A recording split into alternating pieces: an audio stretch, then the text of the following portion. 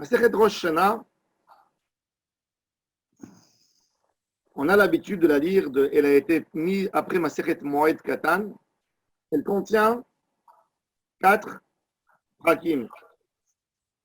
Et cette Masechet va nous présenter, va aborder 5 dinim principaux.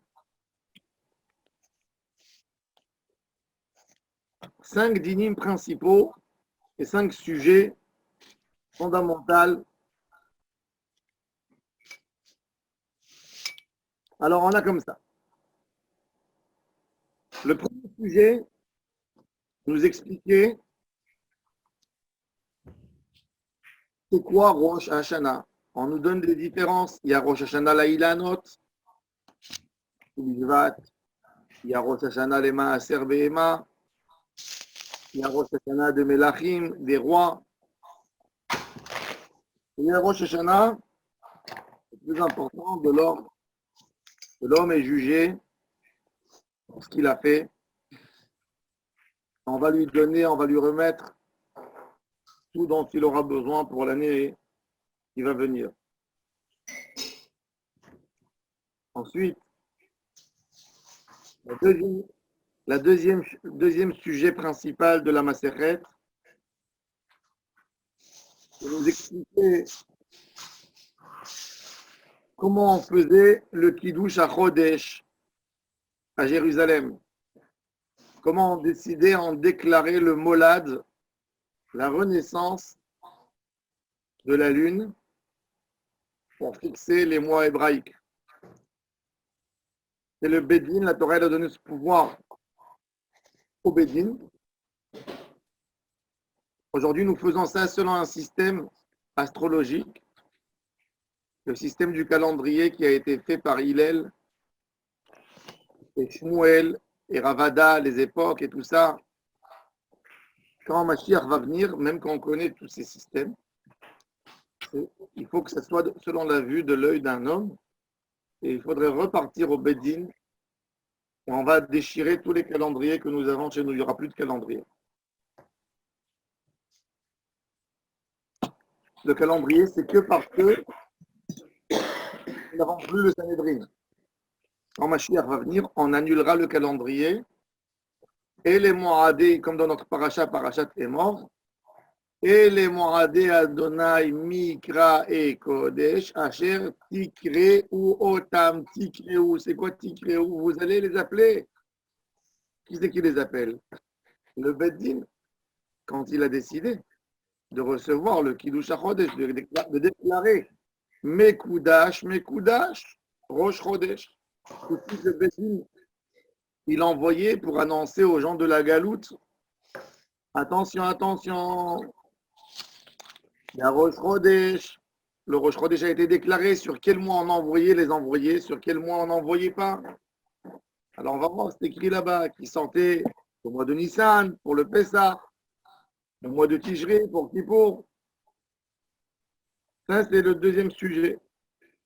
Troisième sujet, ok, on a décidé c'est quoi Rosh Chodesh, selon qui? Selon des témoins. Qui sont les témoins? On est rentré dans des halachot de témoignages qui concernent un peu les halachot quelque part du Choshen Mishpat. Halachot de témoins se trouve dans Shulchan Aruch Choshen Mishpat au début, il Chot Edut. Et nous, on a besoin de savoir qui est valable pour être témoin, qui n'est pas valable. Un homme qui n'est pas tout à fait honnête. Un homme qui est connu pour quelqu'un qui exagère, qui dramatise la situation. Est-ce qu'il est valable? Est-ce qu'il n'est pas valable? Ben, les halachot du témoin. Et comment on faisait? Quelle enquête on faisait au Bédine? Quelle enquête ils faisaient pour comprendre qui sont les témoins qui sont devant eux? Qu'est-ce qu'ils faisaient comme enquête? Le type d'enquête? Est-ce que l'obligation du témoignage est sur tout homme qui a vu le Molad de monter à Jérusalem, ou il peut dire, certainement il y a d'autres qui l'ont vu, et ils se contentent de ne pas monter à Jérusalem. Alors on dit non, il faut monter. Même s'il y avait 50 personnes même s'il y avait 50 témoins qui venaient témoigner sur le Kiddush à Chodesh,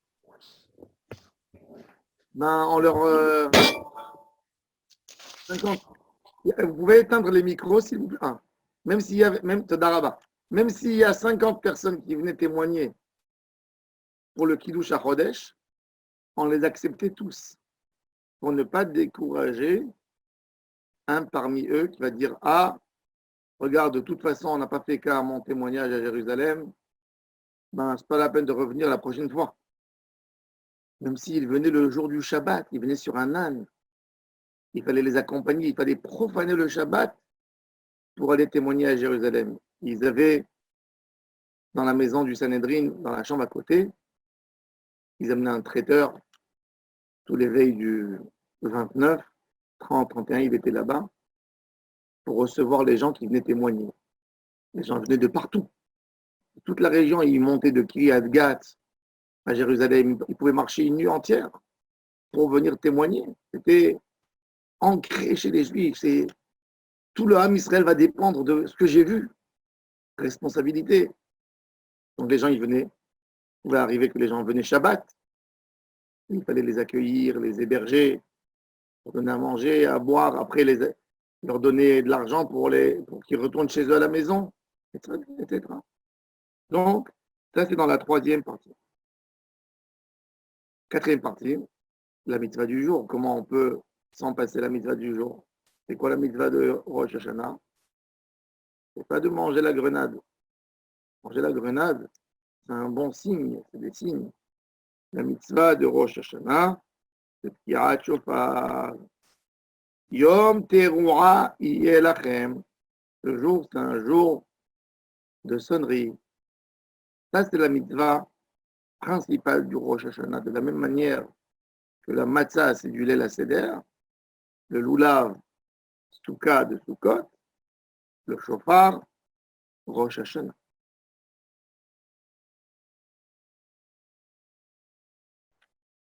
Cinquième partie de la Maseret, elle va parler du fait qu'on a le mitzvah de shofar et du fait que nous sommes tous condamnés Rosh Hashanah pour avoir un comportement particulier. Savoir qu'est-ce qu'il faut prier. Qu'est-ce qu'il faut prier?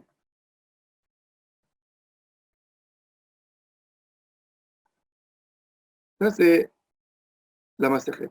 Évidemment que comme on est en train d'aborder plusieurs sujets, il y a forcément des sujets qui rentrent au milieu, comme toute la halachot de la orla, comment on calcule quand quelqu'un il a planté un arbre chez lui à la maison, comment on fait le compte des années de orla.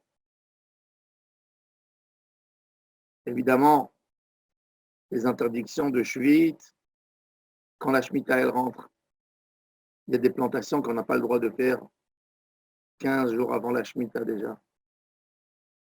D'accord?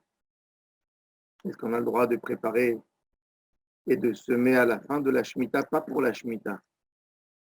J'ai quelques jours avant Rosh Hashanah, je posais les graines dans la terre pour qu'elles poussent la saison d'après.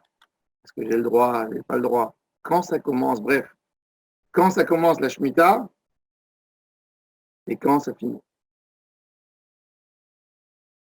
Premier chapitre de Rosh Hashanah, hein, il parlera de la première partie du premier sujet qu'on a abordé. C'est quoi Rosh Hashanah? C'est qui est condamné Rosh Hashanah. Ensuite, on va parler aussi du deuxième sujet, le deuxième sujet de notre chapitre. C'est chaque être qui existe dans ce monde est jugé pendant un moment dans l'année sur ce qu'il a passé l'année qui a précédé. C'est ce qu'il va rencontrer l'année suivante. C'est-à-dire, quand on était Rosh Hashanah à la synagogue, hein, on rigolait un peu, la tefila était longue, mais on ne se rendait pas compte qu'on va être condamné du corona. notre parnassa, nos familles, nos chers, le confinement à la maison, tout ça, on a été condamné, l'humanité entière, ce jour de Rosh Hashanah. Il y avait beaucoup de problèmes avec nous. C'est pas pour rien que c'est venu. Il y a un Isurim Belochet, il n'y a pas de Isurim sans fauté. Et l'humanité a fauté, il faut comprendre en quoi il y a des choses. Chacun en soi. Donc, ça c'est prochain. Troisième sujet qui va être abordé dans notre Pérec, c'est sur quel mois le Bédine envoyait les envoyés pour annoncer Rosh Chodesh.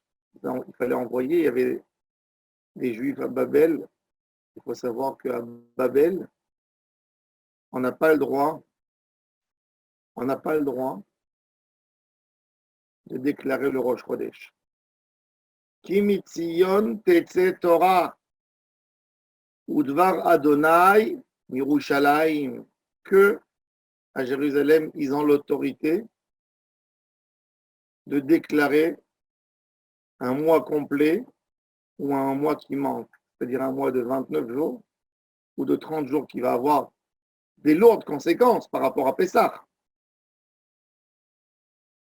Il faut savoir qu'il y a eu une très grande tragédie dans Am Israël à l'époque de Rav Saadia Gaon. Il y avait une yeshiva à Jérusalem. Le Rosh Yeshiva n'était pas un érudit comme les sages de Babel. Et il a déclaré Rosh Chodesh d'après son compte à lui. Et à Babel, d'après les comptes qu'eux, ils ont reçus, qu'ils ont étudiés des sages d'Israël, ce n'était pas comme le compte qu'il avait décidé sur Rav. Et Rav Saadia Gaon a écrit contre lui un livre. Et lui, il a réécrit. Et ça a réécrit.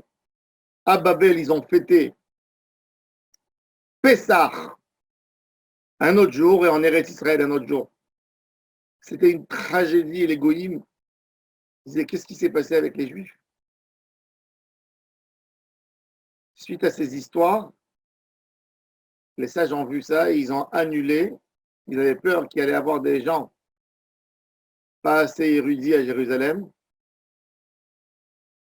Ils ont annulé complètement le Kiddush à Chodesh et ils ont dit tant qu'il n'y a pas Mashiach, qu'il n'y a pas l'assemblée du Sanhédrin, pour ne pas faire demain des histoires comme ça, on passe tous au calendrier.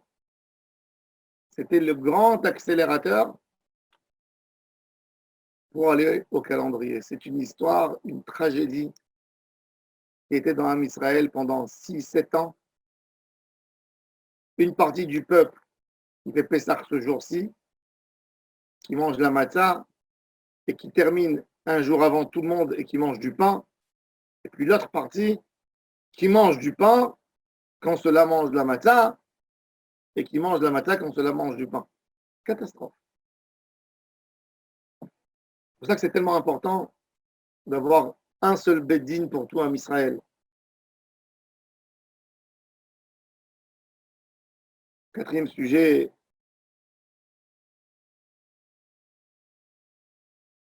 on envoyait des envoyés à Babel pour leur dire sur le mois de Nissan, sur Tishri, attention, attention, on a déclaré Rosh Chodesh tel jour, commencez à compter depuis là.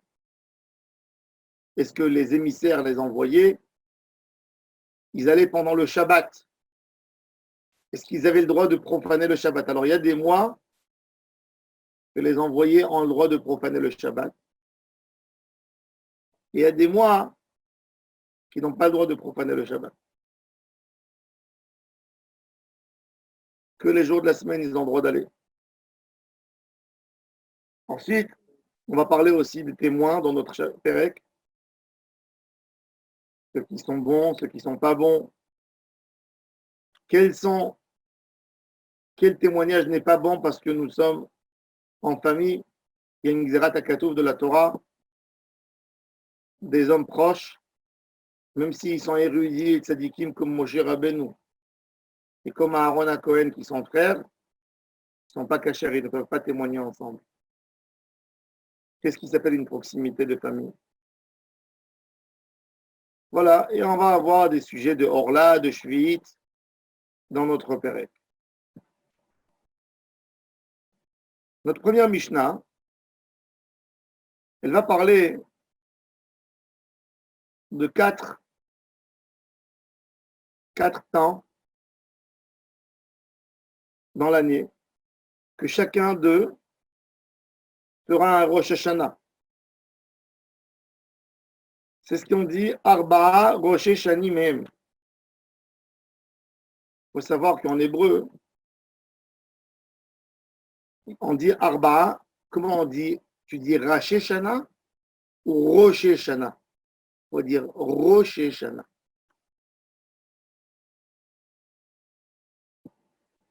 Tu dis Rosh Yeshivot ou Rash Yeshivot en hébreu? Quand c'est au pluriel, il faut dire Rosh Yeshivot. Rosh, ça s'appelle Rosh, il ne devient pas Rash. D'où il est venu Rash? Rosh Yeshivot. Rosh Shanimem. Arba'a Rosh Shanimem.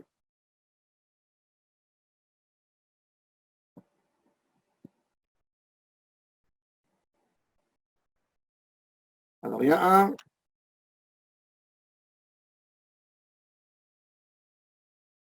Rosh Hashanah des rois. Les rois de David sont liés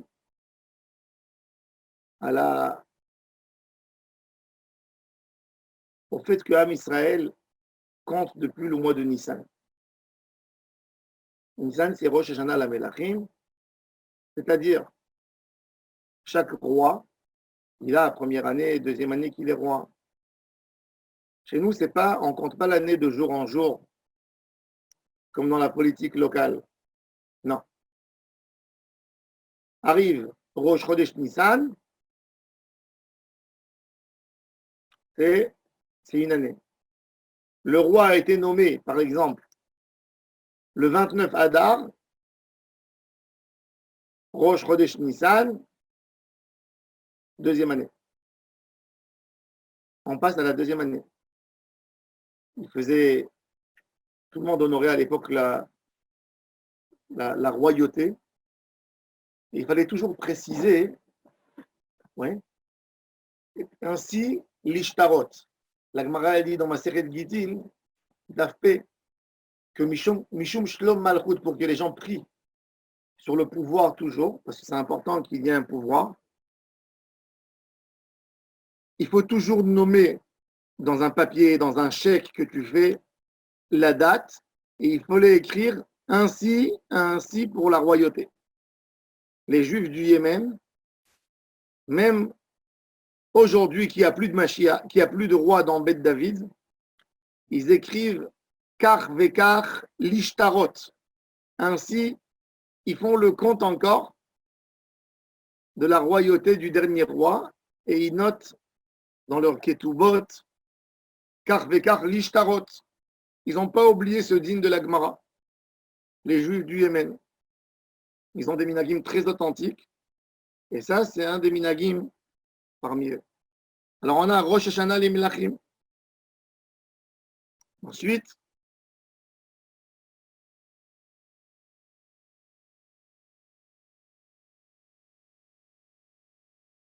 on a un autre Rosh Hashanah, les Régalim. Les Régalim, c'est quoi les Régalim? Alors, on a dit Be'echad Benissan, Rosh Hashanah, les Melachim, les Régalim. Les Régalim, c'est les fêtes. Le premier des trois fêtes, c'est le Pessah. Mais Pessah, c'est le 15. C'est pas le premier. Alors, c'est quoi Rosh Hashanah? C'est pas un Rosh Hashanah, puisque le premier Nissan, on ne fait pas Pessah.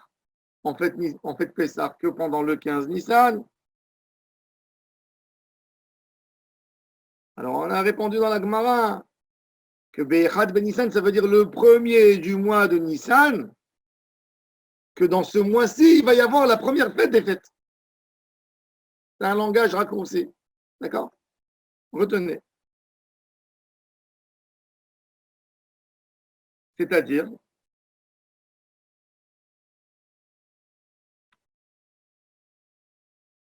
pourquoi on apprend ça maintenant, l'Irgalim? Quel rapport maintenant? Pourquoi on a besoin de faire un Rosh Hashanah pour les fêtes? Rosh Hashanah pour les fêtes, la Gemara va expliquer, c'est lié à une autre halakha. Un juif s'est engagé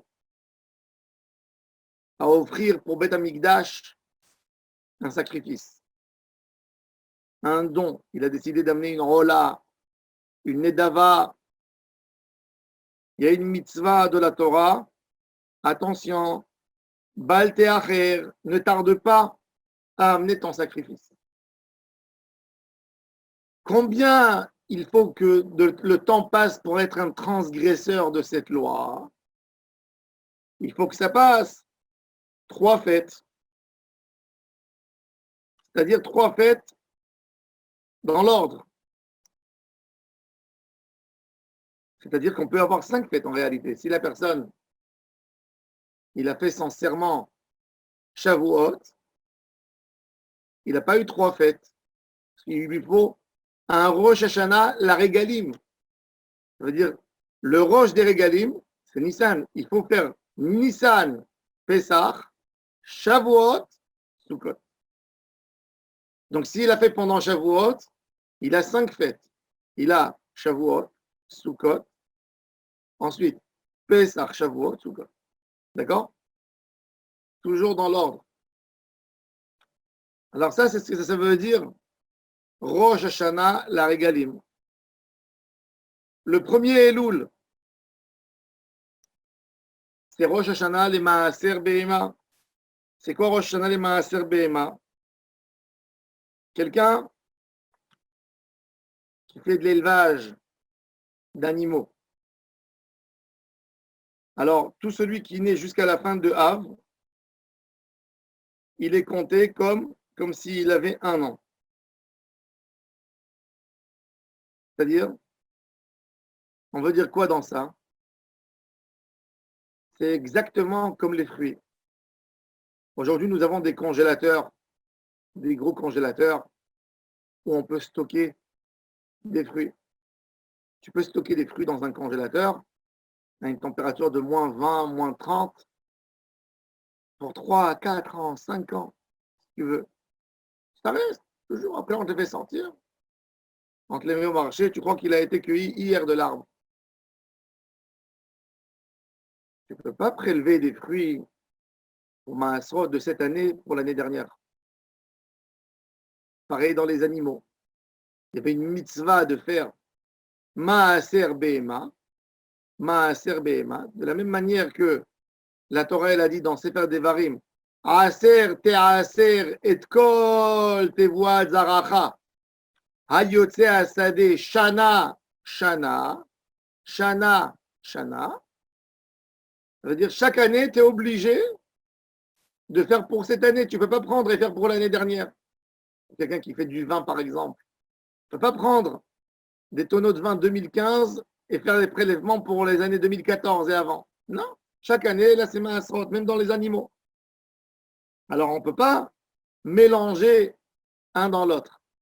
Alors, tous les animaux qui me sont nés dans mon troupeau jusqu'au 29 Av appartiennent à l'année dernière pour le prélèvement. Et ceux qui vont naître depuis le 1er Elul jusqu'au 29 Av prochain, c'est une autre année. D'accord? Là aussi, c'est mentionné Maaser Behema. Sur ce même sujet de Maaser Behema, on a 2 Tanaïm qui sont Rabbi Eliezer et Rabbi Shimon qui s'y opposent et qui disent que le Rosh Hashanah de Maaser Behema, c'est Rosh Hashanah de l'homme, c'est le premier Tishri. C'est ça ce qui compte le début d'année.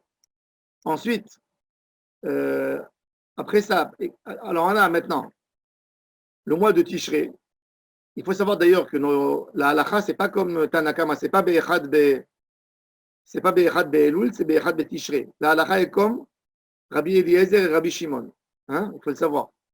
Rambam, il a tranché la halacha comme Rabbi Eliezer et Rabbi Shimon, que le Rosh Hashanah le Maaser Behema, c'est notre Rosh Hashanah à nous. Il va inclure encore d'autres halachot. Qu'est-ce qu'il va inclure? Be'echad Be'tishré, Rosh Hashanah la shanim, pour les années, pour l'homme, la shemitin, on va voir les shmitot. La shmita, elle commence par Rosh Hashanah, le yovel, le jubilé, la netia, la yerakot. C'est quoi la netia et c'est quoi la yerakot? Alors, on va voir tout de suite. C'est quoi Rosh Hashanah? Maintenant, si nous, on a Rosh Hashanah, le premier Nissan, on a Rosh Hashanah pour les rois et pour les fêtes. Alors, c'est quoi Rosh Hashanah, la Shanim, qui commence à Rosh Hashanah? Alors, il faut savoir, la Gemara va expliquer, il y a Rosh Hashanah pour les rois juifs et Rosh Hashanah pour les rois goy. Rosh Hashanah des rois juifs, il commence le premier Nissan, le mois que Am Israël est devenu des rois. Ça, c'est le moment. On est sorti d'Égypte, de l'esclavage, à être des rois et des princes. Rosh Hashanah pour les rois goy, un comportement de goy, ça commence Rosh Hashanah, le premier Tishri. Et pourquoi on fait le premier Tishri, nous aussi, alors? Bravo, très bonne question. Le vrai Rosh Hashanah Behemet, et c'est pour ça qu'on fait Birkat Ilanot, le sod de Birkat Ilanot, la pricha du juif et les de Rosh, la Torah, elle compte toujours. Regarde dans la Torah. Bachodesh HaShevi'i Be'echad LaChodesh. Et Rosh Hashanah, il s'appelle Bachodesh HaShevi'i, le septième. C'est pas Bachodesh HaRishon. C'est pas Barishon, c'est vrai. Nahon. Avec le temps, puisqu'on n'a pas Beth Amikdash, malheureusement, on n'a plus les rois de Yehuda. Avec le temps, on a perdu cette authenticité de notre Rosh Hashanah. Le Rosh Hashanah du milieu de l'année, quelque part à Kadosh Baruch Hu, il te dit eh oh, calme-toi, tu es au début du septième de l'année, tu stoppes tout, tu fais un compte, est-ce que tu fais bien ton année? Arrête ta routine de fou. Et c'est un moment de prise de conscience. Mais le vrai Rosh Hashanah, pour nous, pour Am Israël, c'est le mois de Nissan. En Shoué Shana Tova, parce qu'on parle d'une année laïque, de Parnassa, etc., parce qu'il y a plusieurs sujets qui sont abordés. Pourquoi on se souhaitait Shana Tova, Davka Rosh Hashanah? Maintenant, il faut comprendre pourquoi les gens n'envoient pas des cartes de Rosh Hashanah, de souhait de Shana Tova pendant le mois de Nissan. Alors déjà, pendant le mois de Nissan, on n'en envoie pas parce que les gens sont occupés dans Pessah. Donc, ils n'ont pas le temps ni d'envoyer ni de recevoir des messages de Shana Tova. Imaginez-vous une dame de Pessah, une dame à la maison, elle est en train de nettoyer, de frotter les fenêtres, et il y a sa tante qui l'appelle pour lui dire Tata, Rosh Hashanah, je te souhaite, laisse-moi tranquille maintenant. Oui, je rigole, ça c'est en plaisanterie, mais pourquoi on ne souhaite pas? Alors regardez, parce que qu'est-ce qu'il y avait Rosh Hashanah, la Shanim? À part la Shanim, il y avait la Shemitah, le jubilé, la Netia, Vela Yerakot. On va voir tout de suite la Netia, Vela Yerakot. Il faut savoir que le peuple d'Israël était agriculteur, tout le monde à l'époque. Qu'est-ce qu'on fait Rosh Hashanah? On sème. C'est le début de l'automne, n'est-ce pas? On a fini l'été, on rentre dans l'automne. Dans l'automne, l'agriculteur sème ses champs. Il a peur, c'est l'inconnu. Il n'y a rien qui va pousser. Il prend les graines, il les jette dans le champ, après il doit retourner la terre. C'est là le moment où il faut le réconforter et lui souhaiter Shana Tova. Tandis que pendant Pessah, c'est le moment de la récolte où il a tout récolté. Il va tout ramasser. C'est pas ce moment-là que tu vas lui dire Shana Tova. Tout est dansé. C'est évident pour lui. C'est presque évident. Donc, dans le manque d'évidence, c'est le moment de souhaiter nos souhaits. Un souhait, c'est quand tu ne sais pas. Quand tu sais, il n'y a pas de souhait. C'est pour ça que Am Israël a adopté Rosh Hashanah plus que Pessah. D'accord? Alors, on va voir maintenant c'est quoi Shanim, Shmitin, Yovlot, Netia, Yerakot. Shanim, on a expliqué.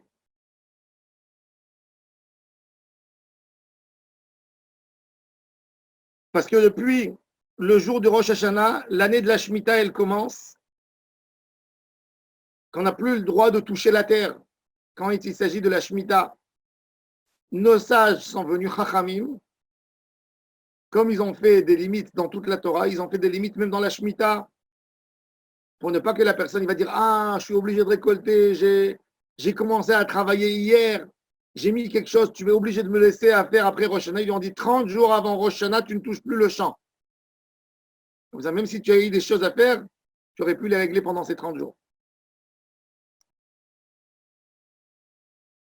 Ensuite,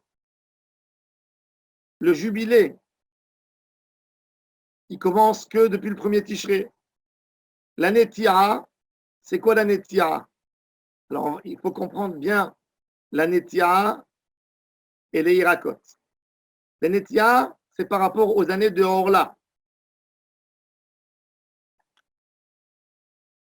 J'ai planté un arbre. J'ai planté un arbre, Minatora. Je l'ai planté un jour avant Rosh Hashanah. Un jour avant Rosh Hashanah. Rosh Hashanah arrive. Il a 2 ans. Je peux lui compter 2e année pour la Orla. Chachamim, ils sont venus. Ils ont dit quand même pas. Ils ont dit il faut que l'arbre, il a le temps d'envoyer des nouvelles racines dans la terre et qu'il ne soit pas dépaysé encore. Il faut savoir qu'un arbre, souvent, pour celui qui a un jardin, quand vous achetez un arbre, vous pouvez le voir, c'est incroyable. Prenez l'arbre, vous l'achetez dans un pot, vous le plantez dans la terre, vous l'arrosez bien, même trop des fois, et vous voyez qu'il commence à perdre ses feuilles.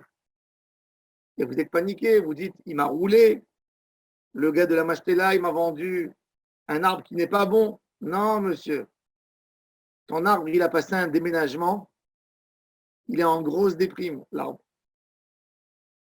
Il était habitué à l'air qu'il y avait dans le magasin, qu'il y avait dans l'endroit, dans la Machetela où il a grandi. Tout d'un coup, il vient, il y a un vent, il y a d'autres arbres à côté de lui qui lui dégagent, qui lui envoient des signes. Nous sommes là. Qu'est-ce qu'il fait? Il n'est pas bien. Il commence à perdre ses feuilles. Rien qu'après, il trouve une sûreté en lui-même et il pousse. Donc, Chachamim ont exigé pour la clita de l'arbre, il lui faut 6 semaines. C'est-à-dire que pour planter un arbre, que Rosh Hashanah vienne et qu'il soit considéré comme une 2e année, il faut planter 6 semaines avant Rosh Hashanah. Il faut planter l'arbre, c'est-à-dire depuis le 15 Av, il faut planter, c'est le dernier jour, 15-14 Av, c'est les derniers jours pour planter pour que ça soit compté comme une 2e année. On a compris? Ça, c'est pour les arbres. Et la Hirakot, c'est quoi la Hirakot? On va voir tout de suite. La Hirakot, pareil. Le Yerek, Bishat, Lekitato, Isuro. Bishat, Lekitato, Isuro, c'est quoi? Le Yerek, le Maaser qui vient, c'est uniquement quand on a récolté. Minat.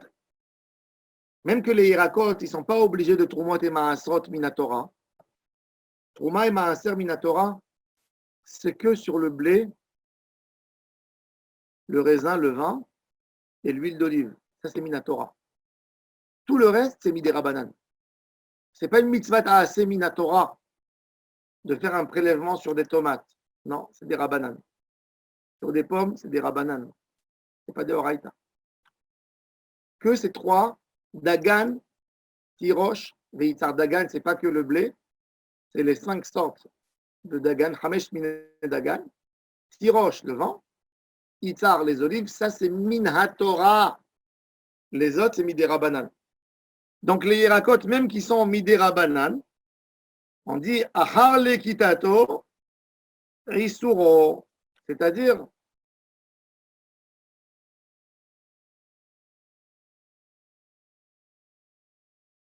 dans le Maaser, j'ai pas le droit de faire le prélèvement des Trumot et Maasrot, des concombres que j'ai cueillis avant Rosh Hashanah, pour les concombres que je vais cueillir après Rosh Hashanah. Par rapport au blé, et le blé, Ramim, ils ont dit ça dépend. Il faut que la récolte, si elle a fait sortir un tiers avant Rosh Hashanah, tu l'as laissé pousser, tu l'as récolté 2 mois après Rosh Hashanah, comme elle a fait sortir déjà un tiers, elle participe déjà elle est considérée comme avant Rosh Hashanah et pas comme après Rosh Hashanah. Bon, on va expliquer ça après plus tard. Après, on a tout Bishvat, on a le débat, Be'echad Bishvat, est-ce que c'est Rosh Hashanah la Ilanot? Bet Hillel, ils disent le 15 Shvat, et c'est là la seule et unique fois dans le Talmud que le jour de tout Bishvat est mentionné. Il faut savoir que tout Bishvat, à la base, c'est une fête séfarade qui s'est propagée dans tout Am Israël. Et nous, les Juifs, on adore les fêtes quand il y a une belle table. Pourquoi pas faire une belle table? Donc, c'est rentré. De manger des fruits à tout Bishvat, il n'y a aucune mitzvah, rien du tout. Il y a des gens qui mettent des énergies pour tout Bishvat, comme si ils sont plus marmir dans tout Bishvat que ce qu'ils sont marmir dans la matzah de Pessah. En plus, marmir dans tout Bishvat, il faut qu'il y ait une très belle table. Ils achètent ce fruit, et ce fruit, et ce fruit. C'est beau pour remercier Hachem. Mais il faut mettre les choses dans leur place.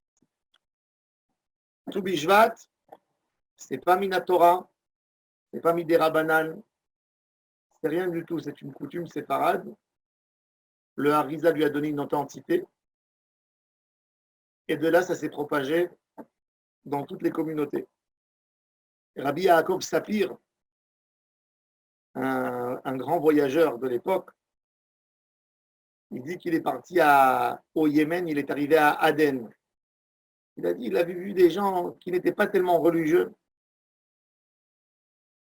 Et il a dit, mais tout Bishvat, il faisait un tout Bishvat de folie. Il a dit, c'est dommage qu'on n'a pas dit que Shabbat, c'est comme tout Bishvat. Comme ça, ils auraient fait attention au Shabbat, de la même manière qu'il faut attention à tout Bishvat. Bon, c'est des coutumes. Maintenant, c'est quoi tout Bishvat? En quoi il a une conséquence à l'Afrique pour nous? Je vais vous expliquer tout de suite. Regardez. Nous, maintenant, nous sommes dans quelle année de la Shemitah? Quelle année de la Shemitah nous sommes cette année? La 5e. La 5e année de la Shemitah dernière. D'accord? Nous sommes la 5e année de la Shemitah dernière. Elle était en 2015, la Shemitah. On est en 2020. Il y a 5 ans. Donc la Shemitah, elle va rentrer. On va avoir encore maintenant Rosh Hashanah. Rosh Hashanah l'année prochaine, pas ce Rosh Hashanah, qui va venir, le prochain, on rentrera à la Shemitah de nouveau. Ce sera une année de Shemitah. Pendant ces 6 ans qui sont entre Shemitah et Shemitah, ça se partage par rapport au prélèvement de Maaser Sheni et Maaser Ani. Première année, deuxième année, quatrième année, 5e année sont des années où on fait le prélèvement Maaser Sheni. Il fallait le faire monter à Jérusalem, 10% de notre récolte, de le manger à Jérusalem. 3e et 6e année, on ne fait pas monter ces fruits à Jérusalem, c'est 10%.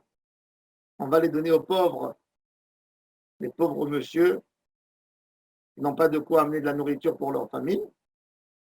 3e et 6e, c'est à eux, les 10%. Pas à nous. C'est pour ça que la Gemara, elle dit, toujours les malheurs qui arrivent dans la nation d'Israël, c'est ou la Shemitah ou la 4e année dans la Shemitah. Pourquoi? Parce que les gens n'ont pas donné ce qu'il fallait donner aux pauvres. Et les pauvres crient que Dieu nous en préserve. Maintenant, qu'est-ce qui compte? Qu'est-ce qui nous fait passer de Maaser Sheni à Maaser Ani? C'est pas Rosh Hashanah. Ce qui nous donne le Maaser Sheni et ce qui nous fait Maaser Ani, c'est tout Bishvat. Vous avez compris? Ça, c'est Rosh Hashanah Laïlanot. Tous les fruits qui ont fait sortir dans les arbres fruitiers, ils ont donné leurs fleurs avant tout Bishvat. Avant tout Bishvat, par exemple. Alors maintenant, nous sommes la 5e année. L'année prochaine, on sera 6e qui est Maaser Ani. Les fleurs qui sont sorties avant tout Bishvat appartiennent encore à l'année de Maaser Sheni. Les fleurs qui sont sorties après tout Bishvat, c'est Maaser Ani. D'accord? Alors, je donne un exemple très classique et très simple. Regardez le sidour que vous avez. Sur le Maaser Ani, il n'y a pas de bracha dans le prélèvement. Il n'y a pas. On prélève sans faire une beracha. Maaser Sheni, on prélève avec beracha. Il faudrait savoir quand on arrivera aux limites, on va avoir les fruits, bon, pas tout Bishvat, pas le jour de tout Bishvat, mais 2 mois plus tard, on va avoir des fruits, on va avoir des tomates qu'on a achetées, des concombres. Après, on va avoir quoi encore? Tous les fruits d'été, il n'y a pas de problème, ils sortent de toute façon que après tout Bishvat les fleurs. C'est que après tout Bishvat qu'on a les amandiers, toute la famille des amandiers, les prunes, etc., les pêches, tout ça, qui ont une graine dure dedans, ils sortent que après tout Bishvat. Mais il y a des fruits qui sortent avant. Aujourd'hui, ils ont développé en Israël. Moi, j'ai un citronnier dans la cour qui s'appelle le citronnier 4 saisons. Il donne toute l'année. C'est vraiment embêtant. Parce qu'il faut savoir qu'est-ce qui est Maaser Sheni, qu'est-ce qui est Maaser Ani. Des fois, j'avais des doutes sur des citrons que je cueillis dans mon jardin. Donc, je prélève sans bracha. Je dis, si c'est Maaser Sheni, que ce soit Maaser Sheni. Et si c'est Maaser Ani, que ce soit Maaser Ani. On ne sait pas. D'accord? Donc ça, c'est ma Hamisha Asar. Là, on a expliqué un peu, on a touché le sujet de notre première Mishnah. Et Bezrat Hashem, demain, on fera bien la Mishnah dedans. Baruch Adonai Leolam Amen Amen.